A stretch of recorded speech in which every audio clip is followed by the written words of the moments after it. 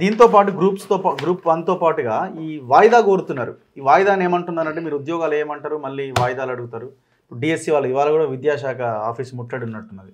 So వాళ్ళది కూడా 18th ఏమో ఎగ్జామ్, సమయం కూడా చాలా తక్కువగా ఉన్నది. ఇక లాస్ట్ ఏమన్నా అవకాశం ఉంటుందేమని వాళ్ళు విద్యాశాఖను ముట్టడిస్తున్నారు. వీళ్ళు గవర్నమెంట్ ఏమంటుందంటే మీరు టెట్ అడిగారు, టెట్ వేసినాం, మళ్ళీ టెట్ వేసినప్పుడు మేము చెప్పినాం పోస్ట్పోన్ చేయం డిఎస్సి అని, మళ్ళీ పోస్ట్పోన్ అంటున్నారు అని వాళ్ళు అంటున్నారు. టెట్ ఎగ్జామ్ రాసినాం, టెట్ తర్వాత ఇంకొక 2-3 పరీక్షలు రాసినాం, మాకు అసలు గ్యాపే లేదు, ఎట్లా ఎగ్జామ్ నిర్వహణ జరుగుతుంది, ఒక 2 నెలలు వాయిదా అయ్యండి అని వాళ్ళు అడుగుతున్నారు. గ్రూప్ 2 పోస్టుల సంఖ్యను పెంచమని అడుగుతున్నారు. ఇవన్నీ ఉన్నాయి. ఇక అంటే వీళ్ళు అప్పుడు వీళ్ళు అడుగుతున్న దాంట్లో ఒకవేళ న్యాయం లేకపోతే దీని వెనక ఏదన్నా హిడెన్ ఎజెండా ఉంటే మనం కూడా ఆలోచించవచ్చు. వాళ్ళు ఏం చెప్తున్నారు, వరుసగా ఎగ్జామ్స్ అయినాయి, ఇప్పుడు ఒకటి గ్రూప్ 1 ఎగ్జామ్స్ అవుతా ఉన్నాయి.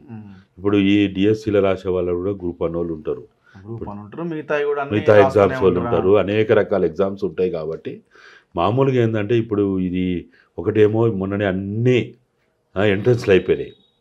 లా సెట్ అయింది, ఎంసెట్ అయింది, బీసెట్ అదేంది ఎంబీఏ వాళ్ళకి అన్ని రకాల ఈ సెట్ అయింది. చాలా రకాలైనటువంటి ఎగ్జామ్స్ అన్నీ ఏప్రిల్, మే, జూన్ వరకు జరిగినాయి. మనం చూసినాం కదా మొత్తం ఎగ్జామ్స్ అన్నీ, ఎంట్రన్స్ ఎగ్జామ్స్లు అన్నీ అయినాయి. వాళ్ళు అడుగుతున్నది ఏంటిది, ఈ ప్రాసెస్ అంతా ఇట్లా ఉంది కాబట్టి ఒక 2 నెలలు అడుగుతున్నారు, వాళ్ళు గడువు అడుగుతున్నారు. మీకు పోయే నష్టం ఏంటిది? ఇన్ని సంవత్సరాల నుంచి మీరు నిమ్మకు నీరెత్తినట్టున్నారు, పట్టించుకోకుండా ఉన్నారు. అసలు నిరుద్యోగులు అంటే మీకు అసలు లెక్క లేకుండా అయిపోయినటువంటి విషయాన్ని ఉన్నప్పుడు వాళ్ళకు 2 months, అది కూడా చాలా రీజన్స్ చూపించి అడుగుతున్నారు. వాళ్ళు రీజన్స్ లేకుండా అడుగుతలేరు వాళ్ళు. ఒకవేళ లేదయా, లేదు, నువ్వు వాళ్ళని పిలుచుకో, 100 మంది పిలుస్తావా, 50 మంది పిలుస్తావా, సంఘాలను పిలుస్తావా, జేఏసీని పిలుస్తావా, లేకపోతే తల్లిదండ్రులను పిలుస్తావా, పిలిచి ఇప్పుడు ఎప్పుడు కూడా ఒక ప్రతిపాదన వచ్చినప్పుడు ప్రభుత్వం వెంటనే, ఇప్పుడు నిన్నగాక మొన్న ఆడ బిర్యానీ, కుక్క బిర్యానీ, నక్క బిర్యానీ, కోడి బిర్యానీ, గొర్రెల మేకల బిర్యానీ తిని మీరు రహస్య సమావేశాలు చేసుకొని కమిటీలు వేసుకొని చేతయింది. కానీ 9-10 సంవత్సరాల నుంచి వేసిన కమిటీలని మళ్ళా సక్రమంగా పని చేయించకుండా తిరిగి మళ్ళీ ఏదో కొండంతో వీళ్ళకను పట్టినట్టు కొండంత రాగం తీసి ఏదో చేసినట్టు చేసి 2 కమిటీలు వేసుకున్నారు కదా. ఇక్కడ కూడా ఒక రిప్రజెంటేషన్ వచ్చినప్పుడు నువ్వు కమిటీ వేసి వాళ్ళకి అప్పచెప్పు, వాళ్ళు మాట్లాడతారు కదా. వాళ్ళు ఆ విద్యార్థులతో మాట్లాడతారు, విద్యార్థుల తల్లిదండ్రులతో మాట్లాడతారు, నిరుద్యోగులతో మాట్లాడతారు, వాళ్ళ పని వాళ్ళు చేస్తారు కదా. అది ఏమీ లేకుండా హై హ్యాండెడ్నెస్ తోటి, ఇగోలతోటి, అహంకారంతో, నిర్లక్ష్యంతో నన్ను అడిగేటోడా, నన్ను ప్రశ్నించేటోడా ఎవరై మీరు? మేము పెట్టుకున్న జీతగాలు మీరు గుర్తుపెట్టుకోండి. ముఖ్యమంత్రి గారు, ప్రధానమంత్రి గారు, మంత్రులారా, మేము పెట్టుకున్న జీతగాళ్ళు మీరేందో అనుకుంటారు. మీరు మా చెమట తుక్కలతోటి మీరు నీటి బిందువులను తాగుతున్నారు, మా రక్త మాంసాలతోటి మీరు తినే తిండి తింటున్నారు. అరే వాళ్ళు అడుగుతున్నది ఏమైనా పొరపాటు ఉంటే లేకపోతే న్యాయంగా లేకపోతే కూర్చోబెట్టుకొని, ఇప్పుడు మన ఇంట్లో మన పిల్లలు ఏదన్నా అడుగుతారు, అది కావాలంటే ఇది కావాలంటే. ఒక అవకాశం ఏం దొరికిందంటే ఇది మొత్తం ఈ మూమెంట్ అంతా బీఆర్ఎస్ఐ చేస్తున్నది. దాంట్లో కొన్ని ఎగ్జాంపుల్స్ చూపిస్తూ గత 10 ఏళ్ళుగా మీరేం చేసారు, ఈ లైన్ ఎక్కువ రావడం వల్ల కూడా కొంత ఈ మూమెంట్కి వీళ్ళ యొక్క డిమాండ్స్కి ఇబ్బంది జరుగుతున్నట్టు కనబడుతుంది. సో అవతల వైపు నుంచి వాళ్ళు ప్రెషర్గా అందులో ఇన్వాల్వ్ అవ్వడము, ఇవన్నీ కూడా ఖచ్చితంగా అవుతారు. ఇప్పుడు నువ్వు పెట్టవు, అడక తినవు, ఇది ఎక్కడ కథ? దీనికి పెద్ద గాంధీలు, అంబేద్కర్లు, పూలేలు, మార్క్సులు, లెనిన్లు అవసరం లేదు.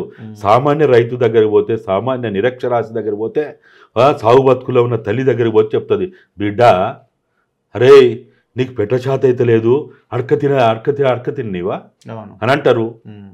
నువ్వు గనుక నేను ఇప్పుడు చెప్పినట్టు వాళ్ళని పిలుచుకొని, వాళ్ళ మాట్లాడి, వాళ్ళతో సంప్రదింపులు చేసి, వాళ్ళతో చర్చలు చేసి, వాళ్ళకు అవకాశం ఇస్తే ఇప్పుడు ఏముంటుంది, కడుపులో గ్యాస్ ఉంటుంది, ఎక్కడి నుంచి ఒక దగ్గర నుంచి బయటికి పోవాలా, అరే కింది నుంచే పోవాలా, పైనుంచి ఎట్లా పోతుంది అంటే పోతుంది,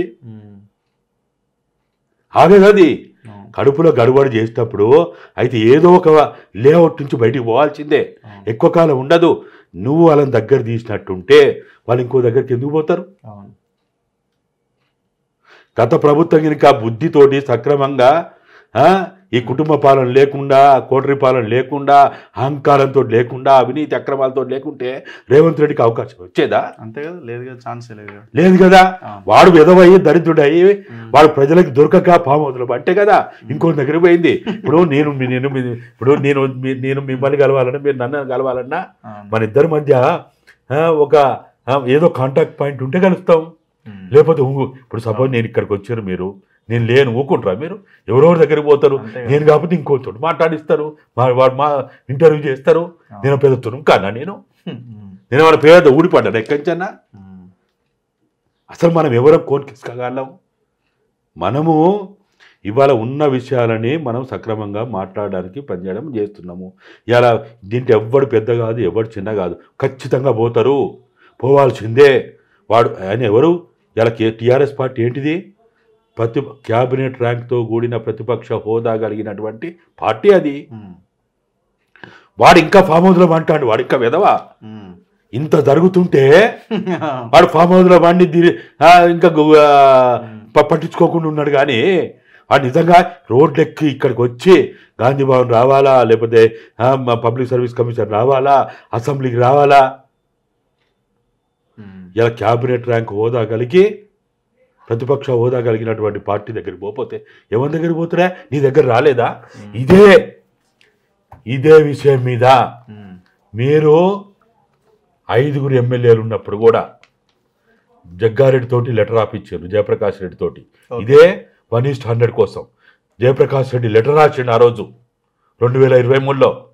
ఇదే ఇప్పటి డిప్యూటీ సీఎం గారైనా బట్టి విక్రమార్క గారు, మీకు కావాలంటే వీడియో చూపిస్తా, అసెంబ్లీలో 1:50 కోసము ఆయన అసెంబ్లీలో మాట్లాడిండు బట్టి విక్రమార్క గారు.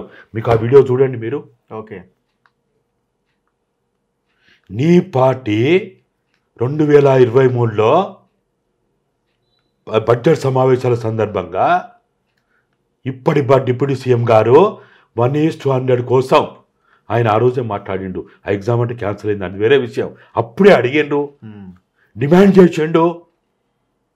మరి ఎట్లా ఇది ఎట్లా? నీ ప్రభుత్వం ఇవాళ నీ ప్రభుత్వంలో ఉన్న డిప్యూటీ సీఎం గారే ఆ రోజు రూలింగ్ పార్టీని అడిగిండు.